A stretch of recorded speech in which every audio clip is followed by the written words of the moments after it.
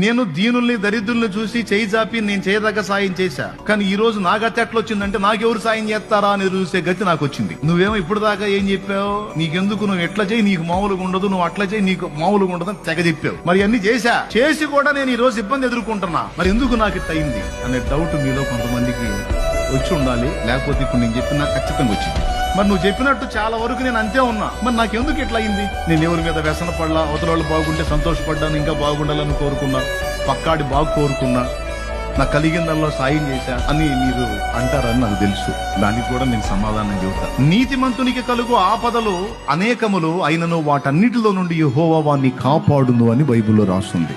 నీతి ప్రవర్తన కలిగి నువ్వు ఉంటే నీకు ఏ ఆపద రాదు అని కాదు, నీకు కూడా కొన్ని ఆపదలు తారసిల్లే అవకాశం ఉంది. ఇంకా చెప్పాలంటే చెడిపోయిన వాళ్ళకే ఏం ఉండదు, కానీ నీతిని అనుసరించి జాగ్రత్తగా బతుకుతున్న వాళ్ళకి అన్ని దెబ్బ మీద దెబ్బలు తగులుతుంటాయి.